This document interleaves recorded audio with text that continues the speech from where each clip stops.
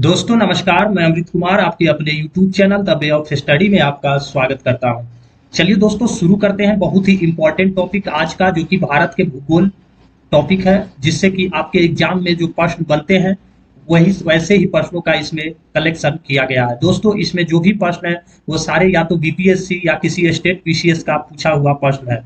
तो ऐसे ही प्रश्न आपके एग्जाम में रिपीट होते रहते हैं, क्योंकि स्टेट पीसीएस का प्रश्न हमेशा हर एग्जाम में आपको देखने को मिल जाएगा। चलिए दोस्तों एक एक प्रश्नों को आप अच्छे तरीके से देखिए, समझिए, और साथ ही साथ वीडियो पसंद आए तो हमारे channel the way of study को जरूर आप सब्सक्राइब कर लें और वीडियो को लाइक करें और कमेंट करके अपनी राय हमें जरूर दें। दोस्तों वीडियो के अंत में इसका पीडीएफ आप हमारे टेलीग्राम से आप ले सकते हैं, जो कि लिंक आपको डिस्क्रिप्शन में मिल जाएगा।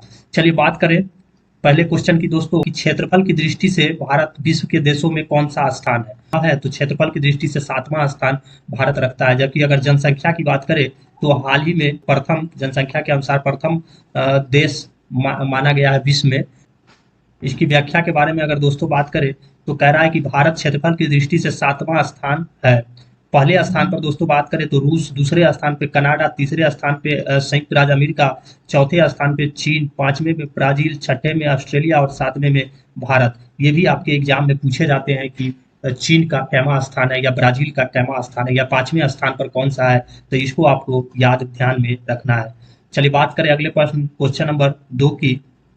क्वेश्चन नंबर 2 कह रहा है कि भारत का क्षेत्रफल संसार के क्षेत्रफल का 2.4% है, परंतु इसकी, तो दोस्तों ये जो संपूर्ण मानव का जो है वह 17% है। ऑप्शन बी इसका करेक्ट आंसर हो जाएगा। संपूर्ण मानव जाति का 17% जनसंख्या भारत में निवास करती है। बात करें दोस्तों इसकी व्याख्या की तो कह रहा है कि भारत का क्षेत्रफल कितना है, ये भी आपको ध्यान में रखना है। 32,87,263 वर्ग किलोमीटर भारत का क्षेत्रफल है, ये आपको ध्यान में रखना है। जो संसार के समस्त क्षेत्र के स्थलीय भाग का 2.4% है। बहुत ही इंपॉर्टेंट टर्म्स।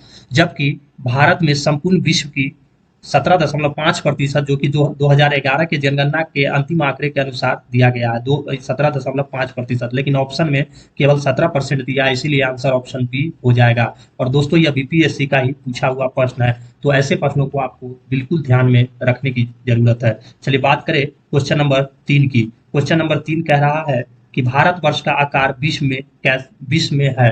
तो दोस्तों भारतवर्ष जो है वो विश्व में क्या है, तो क्षेत्र की दृष्टि से अगर बात करें तो विश्व में 7वां स्थान भारत का आता है, यानी 7वां सबसे बड़ा देश भारत है। भारत क्षेत्रफल की दृष्टि से विश्व में 7वां स्थान है। इससे पहले हम लोग दोस्तों डिस्कस कर चुके हैं। पहले में रूस, दूसरे में कनाडा, तीसरे संयुक्त राज्य अमेरिका, चौथे में चीन, पांचवा ब्राजील, छठा ऑस्ट्रेलिया और सातवां भारत। चलिए बात करें अगले प्रश्न की, क्वेश्चन नंबर 4 की। तो क्वेश्चन नंबर दोस्तों 4 कह रहा है कि निम्नलिखित जोड़ों में से कौन सा जोड़ा सही नहीं है। कह रहा है कि भारत का कुल क्षेत्रफल 3.28 मिलियन वर्ग किलोमीटर है। तो ये दोस्तों करेक्ट है, ये सही है। भारत का अक्षांशीय विस्तार 8 डिग्री 4 मिनट उत्तर से 37 डिग्री 6 मिनट भी दोस्तों करेक्ट है। और भारत का रेखांशीय विस्तार की बात करें तो 68 डिग्री 7 मिनट, 97 डिग्री 25 मिनट भी दोस्तों करेक्ट है। जबकि भारत में राज्यों की संख्या की बात करूँ तो ये इनकरेक्ट हो जाएगा। राज्य की दोस्तों अगर संख्या की बात करें तो कितनी है, तो राज्य कुल 28 राज्य एवं 8 केंद्र शासित प्रदेश है। बात करें इसकी व्याख्या की तो 3.28 मिलियन वर्ग किलोमीटर इसका कुल क्षेत्रफल है। इसके मुख्य अक्षांशीय विस्तार 8 डिग्री 4 मिनट उत्तर से 37 डिग्री 6 मिनट उत्तर तक, और देशांतरीय विस्तार की अगर बात करें तो 68 डिग्री 7 मिनट पूरब से 97 डिग्री 25 मिनट पूरब, तथा 26 जनवरी 2020 से भारत में कुल 28 राज्य एवं 8 केंद्र शासित प्रदेश है।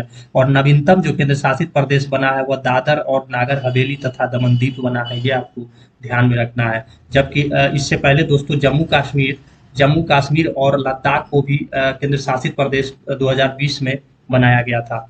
चलिए बात करें क्वेश्चन नंबर 5 की। क्वेश्चन नंबर 5 कह रहा है कि जिस जिले से 70 डिग्री पूर्वी देशांतर रेखा गुजरती है वह कौन सा जिला है, ये आपको ध्यान में रखना है दोस्तों। आंसर इसका हो जाएगा, इसका करेक्ट आंसर हो जाएगा जैसलमेर। और इसकी व्याख्या की बात करें तो 70 डिग्री पूर्वी देशांतर रेखा जैसलमेर जिले से गुजरती है, ये आपको ध्यान में रखना है। चलिए प्रश्न नंबर 6 की अगर बात करें तो कह रहा है कि भारत विस्तृत है। का आंसर हो जाएगा ऑप्शन डी, उपयुक्त में से कोई नहीं। क्योंकि अगर भारत के बात करें उत्तर पूर्वी गोलार्ध की तो यहाँ पे आप देख सकते हैं 8 डिग्री 4 सेकेंड से 37 डिग्री 6 उत्तरी अक्षांश तथा 68 डिग्री 7 मिनट से 97 डिग्री 25 मिनट पूर्वी देशांतर के मध्य भारत स्थित है। लेकिन ऐसा ऑप्शन में बिल्कुल कहीं किसी भी ऑप्शन में नहीं दिया है, तो आंसर इसका ऑप्शन डी हो जाएगा। बात करें दोस्तों कि कर्क रेखा के बारे में, तो कर्क रेखा जो है भारत के लगभग बीचों बीच से होकर गुजरती है, ये आपको ध्यान में रखना है और आगे इसको डिस्कस करेंगे हम लोग पिक्चर की सहायता से। चलिए बात करें क्वेश्चन नंबर 7 की, तो सिक्किम से गुजरने वाला अक्षांश निम्नलिखित में से किस एक से होकर गुजरता है?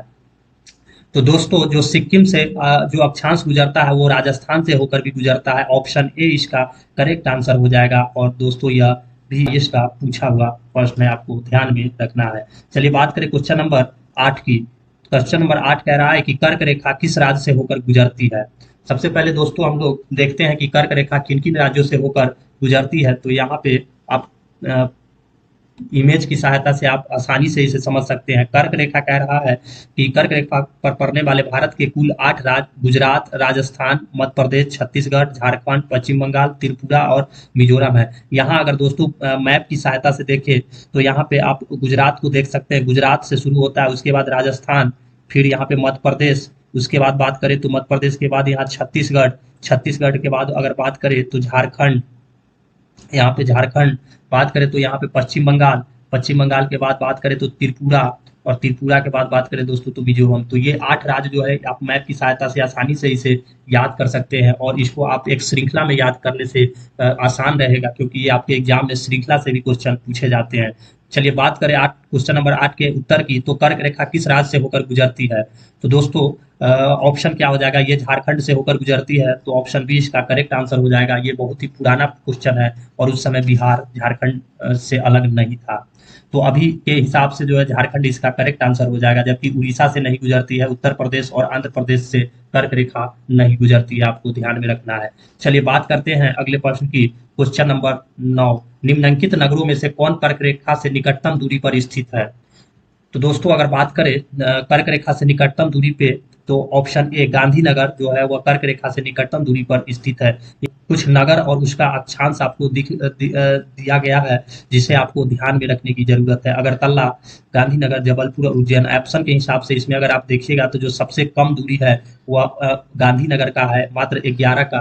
तो इसीलिए गांधीनगर कर्क रेखा से निकट स्थिति में पड़ती है। कर्क रेखा की बात करें दोस्तों, तो कर्क रेखा स्थित है 23.5 डिग्री उत्तरी जो रेखा है उसे कर्क रेखा, जबकि 23.5 डिग्री जो दक्षिणी रेखा है उसे मकर रेखा बोला जाता है। ये भी आपको ध्यान में रखना है। साथ ही साथ दोस्तों कुछ यहाँ पे आपको तस्वीर दी गई है, यहाँ पे कुछ नगरों के जो उत्तरी अक्षांश है उसके बारे में दिया गया है, इसे आपको ध्यान में रखना है। इससे क्वेश्चन आपके इसी तरह के क्वेश्चन आपके एग्जाम में पूछे जाते हैं। चलिए बात करें क्वेश्चन नंबर 10 की। क्वेश्चन नंबर 10 कह रहा है कि निम्न नगरों में से कौन सा कर्क रेखा के निकट है? यहाँ पे दोस्तों कर्क रेखा के निकट की अगर बात करें तो जो कर्क रेखा है वह कोलकाता पश्चिम बंगाल से होकर गुजरती है। तो ऐसे में जो सबसे नजदीक कर्क रेखा के निकट जो नगर होगा वह कौन सा होगा? तो कोलकाता होगा। ऑप्शन ए इसका करेक्ट आंसर हो जाएगा। चलिए बात करें क्वेश्चन नंबर 11। क्वेश्चन नंबर 11 कह रहा है कि कौन सा महत्वपूर्ण अक्षांश भारत को 2 लगभग बराबर भागों में विभाजित करता है? तो दोस्तों जो 2 लगभग बराबर भागों में विभाजित करता है वह कर्क रेखा करता है। और कर्क रेखा कहाँ स्थित है? तो 23.5 डिग्री उत्तर में यानी आती है। ऑप्शन डी इसका करेक्ट आंसर हो जाएगा। यानी 23.5 डिग्री उत्तरी अक्षांश भारत के 2 बराबर भागों में विभाजित करता है, इसे कर्क रेखा कहते हैं। चलिए बात करें क्वेश्चन नंबर 12 की। कह रहा है कि निम्नलिखित में से कौन सा भारतीय राज्य कर्क रेखा के उत्तर में स्थित है? तो कर्क रेखा के उत्तर की अगर बात करें दोस्तों तो ऑप्शन आपके दिया है झारखंड, मणिपुर, मिजोरम और त्रिपुरा। तो दोस्तों आंसर इसका क्या हो जाएगा? झारखंड की बात करें तो कर्क रेखा इससे होके गुजरती है। त्रिपुरा की बात करें तो इससे होके गुजरती है, मिजोरम से गुजरती है। मणिपुर जो है दोस्तों ऑप्शन बी इसका करेक्ट आंसर हो जाएगा, जो कर्क रेखा के उत्तर में स्थित है। चलिए बात करें क्वेश्चन नंबर 13। कह रहा है कि जून माह में निम्न स्थानों में से कहां पर दिन की अवधि अधिकतम होती है? तो जून की बात हो रही है दोस्तों, तो दोस्तों इसका जो आंसर हो जाएगा ऑप्शन डी, दिल्ली में वहां पे अधिकतम होती है। क्यों होती है? तो हम लोग व्याख्या में इसको पढ़ते हैं कि सूर्य के उत्तरायण यानी भूमध्य रेखा के उत्तर होने के बाद से ही उत्तरी गोलार्ध में दिनों की अवधि बढ़ती जाती है, यानी 21 जून ये डेट आपको ध्यान में रखना है। सूर्य उत्तर स्थिति में सर्वोच्च बिंदु पर होता है। इस माह में कर्क रेखा से उत्तर जाने पर दिनों की अवधि बढ़ने लगती है। और दोस्तों जो दिल्ली है विकल्प में सबसे उत्तर है, अतः यह दिन अवधि की अधिकतम होगी, यानी दिल्ली जो है सारे ऑप्शन में सबसे उत्तर की तरफ है, इसीलिए दिन की अवधि सबसे अधिकतम दिल्ली में होती है। चलिए बात करें क्वेश्चन नंबर 14 की। कह रहा है कि निम्नलिखित भारत की नदियों में कौन कर्क रेखा को 2 बार पार करती है। बहुत ही इंपॉर्टेंट क्वेश्चन है दोस्तों, आपके एग्जाम में पूछे जाने वाले प्रश्न है। आंसर इसका हो जाएगा ऑप्शन ए, माही नदी। माही नदी की दोस्तों बात करें तो कर्क रेखा को 2 बार पार करती है, और यह कहाँ स्थित है तो यह मध्य प्रदेश से उद्गमित होकर राजस्थान गुजरात में प्रवाहित होते हुए खंभात की खाड़ी में गिरती है। ये भी आपको टर्म्स को याद रखना है। चलिए बात करें क्वेश्चन नंबर 15 की। कह रहा है कि यदि भारतीय मानक समय के अनुसार पूर्वाह्न के 10 बजे हैं तो 92 डिग्री पूर्वी देशांतर पर शिलोंग का स्थानीय समय क्या होगा। कैलकुलेशन है दोस्तों, थोड़ा इसको समझेंगे तो आप आसानी से इसे कर पाएंगे। जैसे यहाँ पे व्याख्या में कह रहा है कि 92 डिग्री पूर्वी देशांतर पर स्थित शिलोंग जो मेघालय की राजधानी है एवं भारत मानक समय के बीच का जो अंतर हो जाएगा, तो चूंकि हम लोग भारत का जो मानक समय है कितना है तो 82.5 डिग्री है, ये आपको ध्यान में रखना है।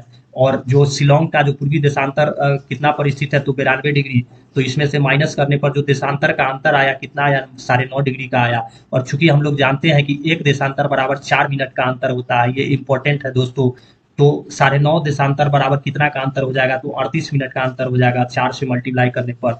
इसीलिए भारतीय मानक समय पूर्वाह्न के 10 बजे है, इसीलिए शिलोंग में पूर्वाह्न के उस समय 10:38 का समय होगा, यानी ऑप्शन सी इसका करेक्ट आंसर हो जाएगा।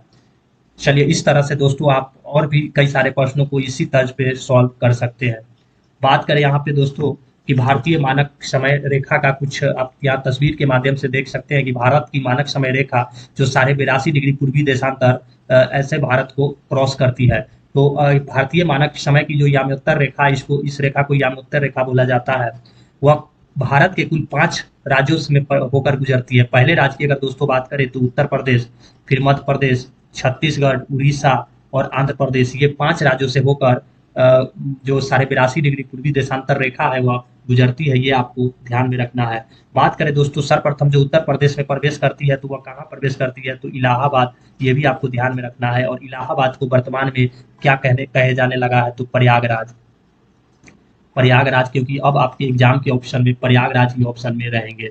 चलिए बात करें क्वेश्चन नंबर 16 की। तो कह रहा है कि भारतीय मानक समय की याम्योत्तर नहीं गुजरती है। अभी हम लोग दोस्तों डिस्कस किए थे, आंध्र प्रदेश से गुजरती है, छत्तीसगढ़ से गुजरती है, उत्तर प्रदेश से गुजरती है, महाराष्ट्र से नहीं गुजरती है। आंसर सी महाराष्ट्र इसका करेक्ट आंसर हो जाएगा।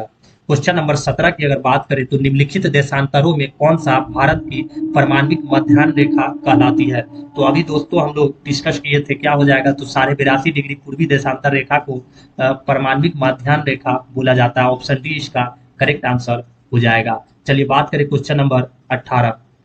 कह रहा है कि भारतीय मानक समय IST इंडियन स्टैंडर्ड टाइम निम्नलिखित स्थानों में से किसके समीप से लिया गया है।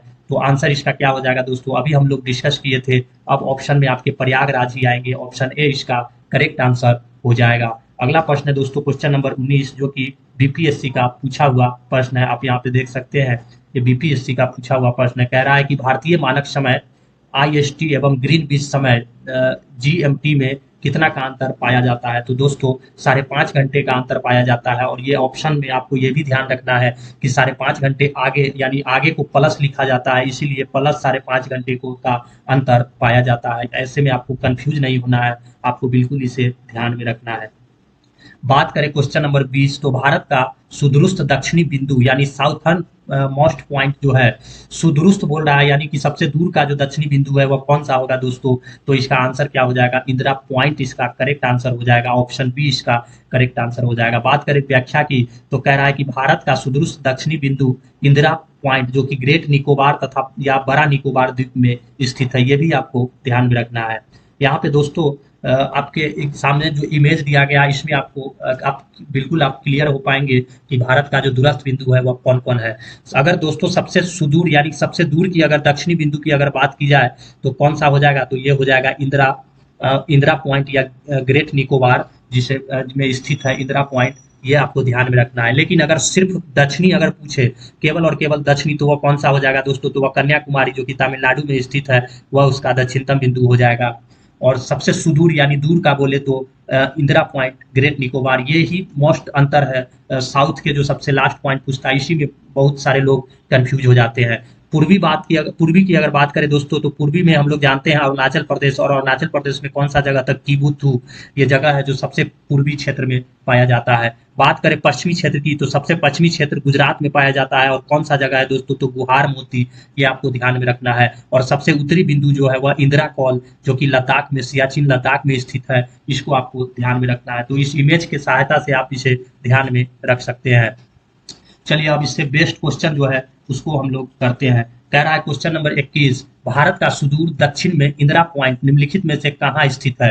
तो दोस्तों इंदिरा पॉइंट की बात बोल रहा है, तो कहाँ स्थित है? बड़ा निकोबार यानी ग्रेट निकोबार, ऑप्शन बी इसका करेक्ट आंसर हो जाएगा। क्वेश्चन नंबर 22 कह रहा है कि भारत के राज्यों का निम्नलिखित में से कौन सा एक युग्म जो सबसे पूर्वी और सबसे पश्चिमी राज्य को इंगित करता है? तो हम लोग अभी इमेज की सहायता से डिस्कस किए थे। सबसे पूर्वी की अगर बात करें तो वह अरुणाचल प्रदेश हो जाएगा, और सबसे पश्चिमी की अगर बात करें तो वह गुजरात हो जाएगा। तो क्वेश्चन का ऑप्शन में हम लोग देखते हैं आंसर क्या हो जाएगा, अरुणाचल प्रदेश और गुजरात, ऑप्शन डी इसका करेक्ट आंसर हो जाएगा। चलिए बात करें क्वेश्चन नंबर 23 की।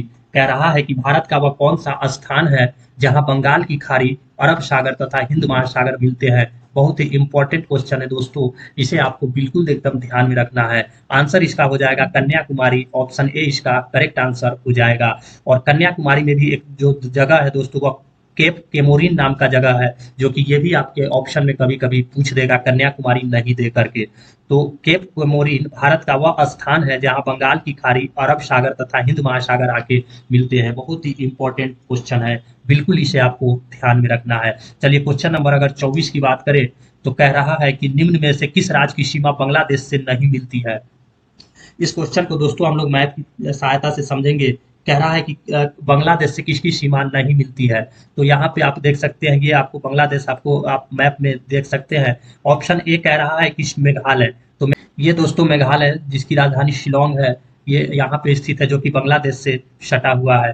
बात करें दोस्तों मणिपुर की, ऑप्शन बी कह रहा है मणिपुर। तो मणिपुर जो है दोस्तों वह बांग्लादेश से सटा हुआ नहीं है। तो क्वेश्चन क्या कह रहा है कि निम्न में से किस राज्य की सीमा बांग्लादेश से नहीं मिलती है? तो ऑप्शन बी यानी मणिपुर की सीमा जो है वह बांग्लादेश से नहीं मिलती है। बाकी बात करें मेघालय, त्रिपुरा और मिजोरम की, तो यहाँ पे आप देख सकते हैं ये मेघालय हो गया, उसके बाद ये यहाँ पे मिजोरम हो गया, और यहाँ पे दोस्तों ये त्रिपुरा हो गया। तो यहाँ पे मेघालय, त्रिपुरा और मिजोरम। यहाँ त्रिपुरा की राजधानी दोस्तों अगरतला दिया है, तो यहाँ पे आपको पैनिक नहीं होना है। चलिए बात करें अगले प्रश्न की, क्वेश्चन नंबर 25 कह रहा है कि बांग्लादेश की सीमा से लगे भारत के राज्य कौन कौन से हैं? तो बांग्लादेश से अभी हम लोग दोस्तों डिस्कस किए थे, तो मेघालय, असम, पश्चिम बंगाल और त्रिपुरा, यानी कि ऑप्शन सी इसका करेक्ट आंसर हो जाएगा। चलिए बात करें क्वेश्चन नंबर 26 की। तो निम्नलिखित में से किस भारतीय राज्य की सीमाएं भूटान राज्य के साथ नहीं मिलती है?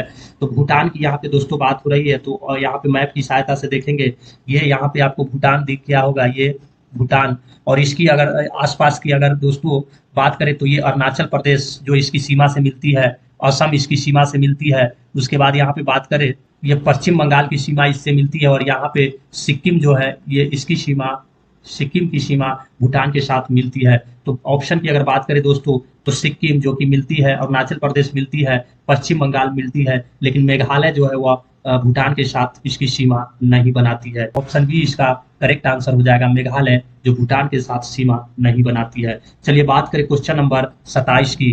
कह रहा है कि निम्न में कौन से भारतीय राज्य की अधिकतम सीमा म्यांमार से स्पर्श करती है? तो म्यांमार की अगर दोस्तों बात करें, तो जो सबसे ज्यादा स्पर्श करती है, आप एक बार मैप में इसे देख ले कि कहाँ पर स्थित है। तो दोस्तों ये म्यांमार है, और म्यांमार की जो सीमा है लगभग यहाँ तक है। तो अरुणाचल प्रदेश जो है, यहाँ पे आप देख सकते हैं अरुणाचल प्रदेश की सीमा जो है सबसे ज्यादा म्यांमार के साथ लगती है। तो आंसर इसका क्या हो जाएगा दोस्तों? आंसर हो जाएगा ऑप्शन बी इसका करेक्ट आंसर, अरुणाचल प्रदेश। बात करें इसकी व्याख्या की, तो अरुणाचल प्रदेश 520 किलोमीटर इसकी सीमा क्षेत्र बनाती है। नागालैंड 215, मणिपुर 398, मिजोरम 510 ऐसे राज्य हैं जिनकी सीमाएं म्यांमार से स्पर्श करती है। तो पहला जो दोस्तों हो जाएगा वो अरुणाचल प्रदेश हो जाएगा, जबकि दूसरा हो जाएगा मिजोरम जो कि 510 किलोमीटर उसके साथ सीमा बनाती है। ये यहाँ पे आप मैप से देख सकते हैं, ये अरुणाचल प्रदेश और दूसरा जो है यह मिजोरम, यानी कि दूसरा सबसे बड़ा जो म्यांमार से सीमा बनाता है वो मिजोरम, और पहला जो है वो अरुणाचल प्रदेश। ये आपको ध्यान में रखना है। चलिए बात करें क्वेश्चन नंबर 28 की। कह रहा है कि निम्नलिखित में से किस देश के भारत के साथ लंबी स्थलीय सीमा है। बहुत ही शानदार प्रश्न है दोस्तों, और बहुत सारे एग्जाम में, इनफैक्ट मेरे खुद के एग्जाम में ये सवाल पूछे गए थे। आंसर इसका क्या हो जाएगा दोस्तों? आंसर हो जाएगा ऑप्शन डी, बांग्लादेश। और कितनी है लंबाई, चलिए देखते हैं। कह रहा है कि भारत की सबसे लंबी स्थलीय सीमा बांग्लादेश के साथ लगती है। इसकी कुल लंबाई 4096.7 किलोमीटर। और वही सबसे छोटी सीमा की अगर दोस्तों बात करें तो वो अफगानिस्तान, जिसकी लंबाई 106 किलोमीटर की है। ये आपको ध्यान में रखना है। चलिए क्वेश्चन नंबर 29 की बात करें तो कह रहा है कि भारत तथा पाकिस्तान के बीच सीमा निर्धारित की गई थी। तो भारत और पाकिस्तान के बीच की जो सीमा है दोस्तों वह रेड क्लिफ रेखा कहलाती है। ऑप्शन डी इसका करेक्ट आंसर हो जाएगा। चलिए बात करें क्वेश्चन नंबर 30 की। कह रहा है कि डुरंट लाइन किसके साथ भारत की सीमा निर्धारित करती है। तो डुरंट लाइन जो है दोस्तों वह भारत और अफगानिस्तान के बीच की सीमा है। चलिए बात करें इसके बारे में, तो भारत और अफगानिस्तान के साथ डुरंट लाइन सीमा निर्धारित करती है। इस सीमा रेखा का निर्धारण 1893 में ब्रिटिश कर्नल मोर्टिमर डुरंट द्वारा अफगानों के साथ समझौतों के माध्यम से किया गया था। ये आपको आप व्याख्या को भी पढ़ते चले, जिससे आपका कॉन्सेप्ट जो है और अच्छे से क्लियर हो सके। क्वेश्चन 31 कह रहा है दोस्तों कि भारत तथा पाकिस्तान के मध्य सीमा रेखा का एक उदाहरण है। तो कैसा सीमा रेखा है? तो दोस्तों वह अध्यारोपित सीमा रेखा है, सुपर इम्पोज्ड बाउंड्री है। ऑप्शन ए इसका करेक्ट आंसर हो जाएगा। व्याख्या इसकी कह रहा है कि भारत और पाकिस्तान के मध्य जो सीमा रेखा है वह अध्यारोपित सीमा, यानी सुपर इम्पोज्ड बाउंड्री। कहीं कहीं आपको इंग्लिश में ही ऑप्शन दे देगा, उसको हिंदी में लिख के सुपर इम्पोज्ड बाउंड्री। तो ये दोनों वर्ड आपको ध्यान में रखना है, का एक उदाहरण है। अध्यारोपित सीमा एक ऐसी सीमा होती है जो किसी बाह्य शक्ति के द्वारा आरोपित की जाती है। और यह जो सीमा है वह 1947 में भारत और पाकिस्तान ने ग्रेट ब्रिटेन द्वारा अध्यारोपित सीमा को साझा किया था, इसीलिए यह अध्यारोपित सीमा कहा जाता है। चलिए बात करें अगले प्रश्न की। क्वेश्चन नंबर 32 कह रहा है कि भारत और चीन के बीच जो सीमा रेखा है उसे क्या कहते हैं। 2022 बीपीएससी का पूछा हुआ दोस्तों प्रश्न है, और यही सब प्रश्न आपके एग्जाम में रिपीट होंगे। ये 100% आपके एग्जाम में आएंगे ही आएंगे। तो ऐसे प्रश्नों को आपको बहुत ही अच्छे तरीके से करने की जरूरत है। साथ ही साथ इसमें जो आपको व्याख्या दिया गया है उसे जरूर पढ़े, जिससे आपका जो कॉन्सेप्ट है और अच्छे से क्लियर हो सके। चलिए दोस्तों, इसी के साथ ही वीडियो अगर पसंद आया हो अभी तक तो एक लाइक इसी बीच कर दे, और हमारे channel the way of study को जरूर सब्सक्राइब करें। साथ ही साथ पीडीएफ के लिए हमारे टेलीग्राम जो लिंक आपको डिस्क्रिप्शन में है उसे आप ज्वाइन कर ले। तो आंसर दोस्तों इसका क्या हो जाएगा? आंसर हो जाएगा मैकमोहन रेखा। ऑप्शन ए इसका करेक्ट आंसर हो जाएगा। कह रहा है व्याख्या कि भारत और चीन की उत्तर पूर्वी सीमा, ये ध्यान रखना है दोस्तों, कहीं कहीं आपको ये बोल देगा कि भारत और उत्तर पूर्वी चीन के बीच के सीमा रेखा को क्या कहते हैं। तो यहाँ पे बच्चे कंफ्यूज हो जाते हैं कि चीन के साथ सीमा रेखा अलग है और उत्तर पूर्वी सीमा रेखा अलग है। नहीं, ऐसा बिल्कुल नहीं है। तो ये आपको ध्यान रखना है। सीमांकन मैकमोहन रेखा करती है। इस रेखा का निर्धारण वर्ष 1914 में सर हेनरी मैकमोहन के द्वारा किया गया था। ये आपको ध्यान में रखना है। अगला प्रश्न है दोस्तों कि भारत और चीन के उत्तर पूर्वी सीमा का सीमांकन कौन सी रेखा करती है। अभी हम लोग दोस्तों जिसकी चर्चा कर रहे थे ये वही है कि चीन की उत्तर पूर्वी सीमा। तो यहाँ पे हम लोग कंफ्यूज नहीं होना है। भारत और चीन जब भी पूछेगा तो आंसर इसका क्या हो जाएगा? मैकमोहन रेखा। ऑप्शन बी इसका करेक्ट आंसर हो जाएगा। ऑप्शन क्वेश्चन नंबर 34 किसके द्वारा भारत और श्रीलंका से अलग होता है। तो भारत और श्रीलंका से जो अलग होता है वह पाक जल मरुमध्य है दोस्तों। ऑप्शन सी इसका करेक्ट आंसर हो जाएगा। चलिए बात करें अगले प्रश्न की। तो क्वेश्चन नंबर 35 भारत के किस प्रदेश की सीमाएं तीन देश क्रमशः नेपाल, भूटान एवं चीन से मिलती है। तो दोस्तों यहाँ पे किस देश की सीमाएं तीन देशों के साथ घिरा हुआ पूछ रहा है। तो आंसर इसका क्या हो जाएगा? तो आंसर इसका हो जाएगा सिक्किम। ऑप्शन डी इसका करेक्ट आंसर हो जाएगा। अगर बात करें दोस्तों इसकी मैप में, तो एक बार इसका मैप में हम लोग देख लेते हैं कि सिक्किम कहाँ पे है। तो यहाँ पे आप देख सकते हैं दोस्तों, ये रहा आपका सिक्किम। यहाँ पे ये सिक्किम है। सिक्किम की दोस्तों बात करें तो इधर आप देख सकते हैं ये चीन से घिरा हुआ है, इधर भूटान से घिरा हुआ है, और यहाँ पे आप अगर देखिएगा इस तरफ अगर देखें तो ये नेपाल के साथ घिरा हुआ है, यानी तीनों तरफ से घिरा हुआ है। और इस साइड से अगर देखें तो इधर जो पश्चिम बंगाल है इससे घिरा हुआ है। तो एक साइड ही भारत से घिरा हुआ है, बाकी तीन साइड जो है वह दूसरे देशों से घिरा हुआ है।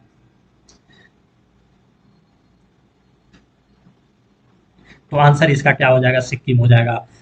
व्याख्या कह रहा है कि भारत के मानचित्र अध्ययन से सुस्पष्ट होता है कि सिक्किम प्रदेश की सीमाएं 3 प्रदेश नेपाल, भूटान एवं चीन के साथ मिलती है। अगला प्रश्न है दोस्तों, अगला और बहुत ही इंपॉर्टेंट प्रश्न है कि क्वेश्चन नंबर 36, भारत के निम्नलिखित राज्यों में से किसके 3 तरफ अंतर्राष्ट्रीय सीमाएं स्थित है? तो आंसर इसका दोस्तों क्या हो जाएगा? आंसर हो जाएगा त्रिपुरा। ऑप्शन सी इसका करेक्ट आंसर हो जाएगा। कह रहा है दोस्तों कि त्रिपुरा राज्य उत्तर, पश्चिम एवं दक्षिण में 3 तरफ से बांग्लादेश से घिरा हुआ है। अंततः इसके 3 तरफ अंतर्राष्ट्रीय सीमा है। वही पश्चिम बंगाल के केवल उत्तरी क्षेत्र के 3 तरफ अंतर्राष्ट्रीय सीमाएं हैं।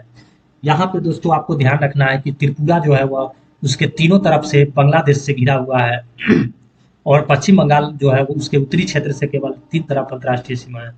अगला प्रश्न है दोस्तों, क्वेश्चन नंबर 37 की अगर बात करें तो भारत का अपने पड़ोसी देशों के मध्य अंतर्राष्ट्रीय सीमा का विस्तार का आरोही क्रम क्या है? तो आरोही क्रम यानी बढ़ते क्रम के बारे में बोला है, तो आंसर इसका ऑप्शन बी इसका करेक्ट आंसर हो जाएगा, क्योंकि नेपाल, पहले नेपाल है, उसके बाद पाकिस्तान की लंबाई है, उसके बाद चाइना और लास्ट में बांग्लादेश है। सबसे जो ज्यादा अंतर्राष्ट्रीय सीमा बनाता है वो बांग्लादेश, ये आपको ध्यान में रखना है। चलिए बात करें अगले प्रश्न की, क्वेश्चन नंबर 38 की। तो कह रहा है कि भारतीय उपमहाद्वीप मूलतः एक विशाल भूखंड का भाग था जिसे क्या कहते हैं? ये दोस्तों बहुत ही इंपॉर्टेंट क्वेश्चन है। ये रेलवे के एग्जाम में भी पूछा गया प्रश्न है और कई सारे एग्जाम में भी पूछे गए हैं। आंसर इसका क्या हो जाएगा? आंसर हो जाएगा ऑप्शन डी, गोंडवाना लैंड का यह एक विशाल भूखंड था। ये आपको ध्यान में रखना है। अगला प्रश्न है दोस्तों कि क्वेश्चन नंबर 39, भारत कितने प्राकृतिक प्रदेशों में विभाजित है? तो आंसर इसका हो जाएगा ऑप्शन ए, भारत जो है वह 4 प्राकृतिक प्रदेशों में विभाजित है। कौन कौन है? तो नंबर 1 में उत्तर का पर्वतीय क्षेत्र, नंबर 2 की बात करें तो विशाल मैदान, नंबर 3 की बात करें तो प्रायद्वीपीय पठार और नंबर 4 की बात करें तो तट एवं द्वीप। जबकि दोस्तों अगर भारत को अगर बात करें उपभौतिक भू आकृतिक प्रदेशों में तो उसको 6 भागों में बांटा गया है, वो भी एनसीईआरटी के अनुसार बांटा गया है 6 भागों में। ये आपको ध्यान में रखना है। तो प्रश्न आपसे केवल इतना पूछता है कि कितने प्राकृतिक प्रदेशों में बांटा गया है, तो 4, और कितने उपभौतिक भू आकृतिक प्रदेशों में बांटा गया है, तो 6। ये आपको ध्यान में रखना है। चलिए अगला प्रश्न है कि केरल का कुट्टानाड यानी कुट्टानाडु किसके लिए प्रसिद्ध है? आंसर दोस्तों हो जाएगा ऑप्शन बी, भारत का जो सबसे न्यूनतम ऊंचाई वाला क्षेत्र है वह केरल का कुट्टानाडु क्षेत्र है। व्याख्या कह रहा है कि केरल का कुट्टानाडु भारत का न्यूनतम ऊंचाई वाला क्षेत्र है, समुद्र तल से नीचे अपने खेती के तरीकों के लिए प्रसिद्ध है। इसे केरल के धान का कटोरा भी कहा जाता है। ये दोस्तों इंपॉर्टेंट पॉइंट है।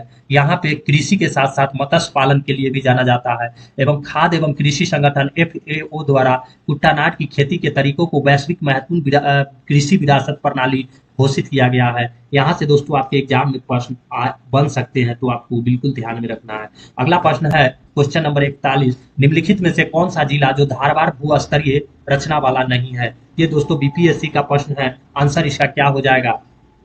तो इसका पहले व्याख्या एक बार पढ़ लेते हैं कि बिहार में धारवाड़ जो भू स्तरीय रचना वाले जिले हैं दक्षिण पूर्व बिहार के अंतर्गत आते हैं, जिसमें मुंगेर, नवादा, जमुई जिले शामिल है। वही रोहतास दक्षिण पश्चिम बिहार का भाग है। इस क्षेत्र में विंध्य प्रकार की भू स्तरीय रचना पाई जाती है और बिहार में विंध्य भू स्तरीय रचना कैमूर, सोन नदी घाटी एवं रोहतास में पाई जाती है। तो यहाँ पे दोस्तों धारवाड़ भू स्तरीय संरचना की बात हो रही है, तो धारवाड़ मुंगेर, नवादा एवं जमुई में पाई जाते हैं। तो यहाँ पे option A Munger, option C Jamui और ऑप्शन डी नवादा, यानी आंसर इसका क्या हो जाएगा? एक से अधिक। ऑप्शन डी इसका, ऑप्शन ई इसका करेक्ट आंसर हो जाएगा। यहाँ पे आप मैप की सहायता से समझ सकते हैं कि कौन क्षेत्र में पाया गया है। पीडीएफ आप इसे ले लें और पीडीएफ में आप इसे अच्छे से और इसके व्याख्या को पढ़े ताकि आपका कॉन्सेप्ट और भी अच्छे तरीके से क्लियर हो सके। क्वेश्चन नंबर 42 की बात करें तो निम्नलिखित में से कौन सी चट्टान प्रणाली भारत में नवीनतम है?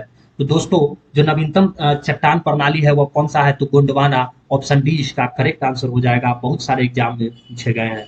अगला प्रश्न है कि हिमालय की रचना समांतर वलय श्रेणियों से हुई है, जिसमें से प्राचीनतम श्रेणी कौन सी है? तो प्राचीनतम श्रेणी है वह है बृहत हिमालय। ऑप्शन बी इसका करेक्ट आंसर हो जाएगा। और ये दोस्तों ये बहुत सारे एग्जाम में पूछे गए हैं। इसका दोस्तों व्याख्या कह रहा है कि बृहत हिमालय सबसे प्राचीनतम है और ये ओलिगोशीन युग यानी 25 से 40 मिलियन वर्ष पूर्व है। ये ओलिगोशीन युग को आपको ध्यान में रखना है, आपके प्रश्न एग्जाम में यहाँ से बन सकते हैं। बात करें आगे तो कह रहा है कि शिवालिक सबसे नवीनतम जो प्लायोशीन युग 5 से 1.7 मिलियन वर्ष पूर्व है। तो यहाँ पे ध्यान रखना है दोस्तों, बृहत हिमालय जो है वह सबसे प्राचीन, जिसको ओलिगोशीन युग कहते हैं, और शिवालिक जो सबसे नवीन, जिसको प्लायोशीन युग कहते हैं। बृहत, लघु एवं शिवालिक हिमालय श्रेणियों का उत्थान टर्शियरी काल के विभिन्न युगों में हुआ है। इसमें से आपको एक दो इंपॉर्टेंट पॉइंट जो है उसे आपको ध्यान में रखना है, ये आपके एग्जाम में पूछे जाने वाले प्रश्न है। अगले प्रश्न की अगर बात करें, क्वेश्चन नंबर 44, उत्तर भारत में उप हिमालय क्षेत्र के सहारे फैले समतल मैदान को क्या कहा जाता है? तो दोस्तों, उत्तर भारत की जो हिमालय क्षेत्र के सहारे से फैले समतल मैदान है उसे भाबर बोला जाता है। ऑप्शन डी इसका करेक्ट आंसर हो जाएगा। इसकी व्याख्या कह रहा है कि उप हिमालय क्षेत्र के गिरिपद क्षेत्र में पश्चिम में सिंधु से पूर्व में तीस्ता के बीच फैले समतल मैदान को भाबर कहा जाता है। समानता 8 से 16 किलोमीटर इसकी चौड़ाई है, और यह अचानक ढाल वाले भंग होने के कारण शिवालक के गिरिपद क्षेत्र की कंकर और बजरी के जमावों से निर्मित एक मेखला है। ये आपको ध्यान में रखना है। यहाँ पर दोस्तों प्रश्न ये भी पूछे जाते हैं कि जो के गिरिपद क्षेत्र में पाया जाता है वह कौन सा मैदान है, तो वह भाबर हो जाता है। तो ये आपको ध्यान में रखना है। अगले प्रश्न की दोस्तों अगर बात करें, क्वेश्चन 45, तो हिमालय का पर्वत पदीय प्रदेश कौन सा है? तो दोस्तों, हिमालय का जो पर्वत पदीय प्रदेश है वह शिवालिक है। ऑप्शन बी इसका करेक्ट आंसर हो जाएगा। कह रहा है कि हिमालय का पर्वत पदीय प्रदेश शिवालिक श्रेणी के दक्षिणी भाग पर स्थित है। ये हिमालय के सबसे दक्षिण श्रेणी है। यानी शिवालिक के बारे में ध्यान रखना है कि ये सब दक्षिण श्रेणी में पाई जाती है। शिवालिक के उत्तरी ढाल तथा लघु हिमालय के दक्षिणी ढाल के बीच अनेक चौरस तल वाली संरचनात्मक घाटियां भी स्थित है। ये आपको ध्यान में रखना है। अगला प्रश्न है दोस्तों, क्वेश्चन नंबर 46, शिवालिक पहाड़ियां निम्न में से किसका हिस्सा है? तो शिवालिक पहाड़ियां जो है अभी हम लोग डिस्कस किए थे, हिमालय का जो दक्षिणी छोर है वो शिवालिक की पहाड़ियां है। ऑप्शन सी इसका करेक्ट आंसर हो जाएगा। क्वेश्चन 47 की अगर बात करें, तो शिवालिक श्रेणी का निर्माण किस काल में हुआ है दोस्तों? तो शिवालिक श्रेणी का जो काल है वो सेनेजोइक युग। ऑप्शन डी इसका करेक्ट आंसर हो जाएगा। सेनेजोइक में हुआ है, और ये बीपीएससी का ही पूछा हुआ प्रश्न है।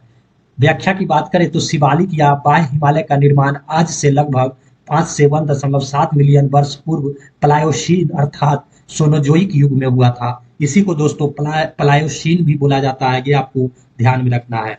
अगला प्रश्न है कि शिवालिक श्रेणियां की ऊंचाई कितनी है? तो दोस्तों, शिवालिक श्रेणी की जो ऊंचाई है वह 900 से 1100 मीटर के बीच है। ऑप्शन सी इसका करेक्ट आंसर हो जाएगा, और ये बीपीएससी का ही पूछा हुआ प्रश्न है। अगले प्रश्न की अगर बात करें, क्वेश्चन नंबर 49, कुमाऊं हिमालय निम्नलिखित में किन नदियों के बीच स्थित है?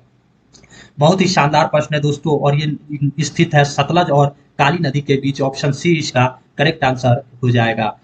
व्याख्या कह रहा है कि कुमाऊं हिमालय सतलज यानी सतलुज और काली नदी के बीच स्थित है। सिंधु और सतलज नदी के बीच स्थित हिमालय के भाग को पंजाब हिमालय कहते हैं। यानी सिंधु और सतलज के जो स्थित है इसको पंजाब हिमालय बोला जाता है। ये आपको ध्यान में रखना है। उसके बाद कह रहा है कि काली और तीस्ता नदियों के बीच जो स्थित हिमालय का भाग है वह नेपाल हिमालय बोला जाता है। ये आपको ध्यान रखना है। और उसके बाद दोस्तों, तीस्ता और दिहांग नदियों के बीच स्थित हिमालय को जो है वह असम हिमालय बोला जाता है। ये आपको ध्यान में रखना है। ये व्याख्या आपके लिए बहुत ही इंपॉर्टेंट है। चलिए बात करें अगले प्रश्न की। क्वेश्चन नंबर 50, लघु हिमालय स्थित है किसके मध्य में? तो दोस्तों, लघु हिमालय जो स्थित है वह शिवालिक और महान हिमालय के बीच में। ऑप्शन बी इसका करेक्ट आंसर हो जाएगा। व्याख्या की बात करें तो लघु हिमालय शिवालिक तथा महान हिमालय के मध्य स्थित है, और हिमालय के अनुदैर्घ्य विभाजन उत्तर से दक्षिण की ओर इस प्रकार है। उत्तर से अगर बात करें तो ट्रांस हिमालय, महान हिमालय, लघु हिमालय और शिवालिक हिमालय। ये आपको ध्यान में रखना है। तो यहाँ पे लघु हिमालय की बात हो रही है दोस्तों, तो यह किसके बीच में है? तो महान हिमालय और शिवालिक हिमालय के बीच में है। तो ये पॉइंट आपको ध्यान रखना है। इससे जो भी हिमालय के बारे में पूछा जाएगा वो आपको हमेशा ध्यान में रहेंगे। तो इस तरह से दोस्तों, ये ज्योग्राफी के बहुत ही इंपॉर्टेंट जो आपके एग्जाम में इससे प्रश्न बन सकते हैं, ऐसे प्रश्नों की ये श्रृंखला थी। तो दोस्तों, ये श्रृंखला आपको कैसी लगी हमें कमेंट करके जरूर बताएं। साथ ही साथ वीडियो अच्छा लगा हो तो एक लाइक जरूर करते जाइएगा। साथ ही साथ हमारे channel the way of study को आप सब्सक्राइब कर लीजिए, ताकि और भी इससे आगे आपको वीडियो मिलते रहे। इसके पीडीएफ के लिए आप हमारे टेलीग्राम को ज्वाइन कर ले, वहां से आपको इसका पीडीएफ मिल जाएगा। चलिए दोस्तों, आज के वीडियो में इतना ही। मिलते हैं अगले वीडियो में, तब तक के लिए नमस्कार, जय हिंद।